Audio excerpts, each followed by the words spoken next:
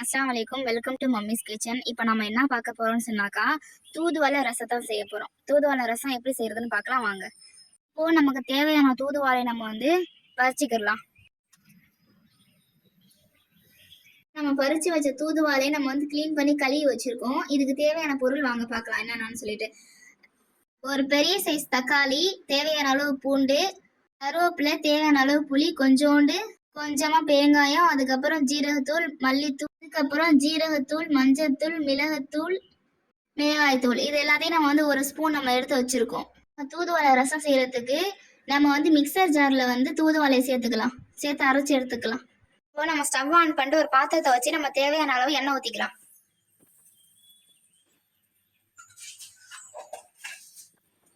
இப்போ நம்ம கறிவிட போட்டுக்கலாம்.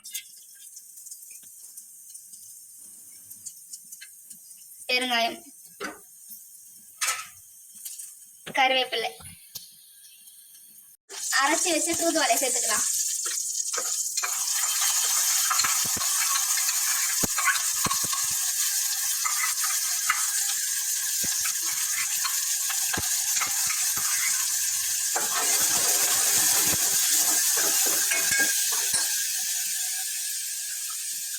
நம்ம அரைச்சி வச்ச தூதுவளையை நம்ம அதை சேர்த்துக்கிட்டோம். இது பச்சை வாடை போற அளவுக்கு நம்ம வதக்கி எடுத்துக்கலாம். இப்போ அரைச்சி வச்ச தக்காளி, பூண்டு சேர்த்துக்கலாம்.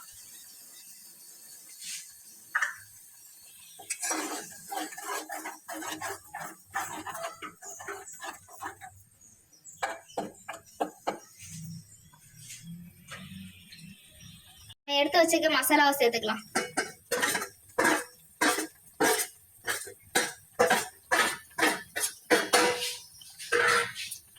பாருங்க, நல்லா தூதுவளை எல்லாம் கொதிக்குது. நம்ம எடுத்து வச்ச புளி கரைசல இது சேர்த்துக்கலாம்.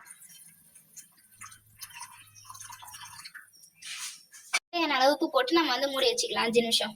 பாருங்க, நல்லா கொதிச்சு வந்துருச்சு. பச்சை வாசனைலாம் போயிடுச்சு. இப்போ நம்ம ஸ்டவ் ஆஃப் பண்ணிக்கலாம். அருமையான தூதுவளை ரசம் நம்மளுக்கு ரெடி ஆயிடுச்சு. இதோட மருத்துவ பயணிகள் என்ன சொன்னாக்கா, மழை காலத்துல நம்மளுக்கு உடம்பு சரியில்லாம போகும், கிளைமேட் சேஞ்ச் ஆகிறதுனால. அதனால நம்ம இதை ரசமா வச்சு சாப்பிட்டாக்கா நம்மளுக்கு சீக்கிரமாவே குணமாயிடும். சின்னவங்கல இருந்து பெரியவங்க வரையும் இந்த ரசத்தை சாப்பிடலாம். ட்ரை பண்ணி பாருங்க. நீங்களும் இந்த ரசத்தை ட்ரை பண்ணி பாருங்க, நல்லா இருக்கும். ட்ரை பண்ணி பார்த்துட்டு எப்படி இருக்குன்னு சொல்லிட்டு கமெண்ட் பண்ணுங்க. சப்ஸ்கிரைப் பண்ணுங்க, லைக் பண்ணுங்க, ஷேர் பண்ணுங்க, கமெண்ட் பண்ணுங்க.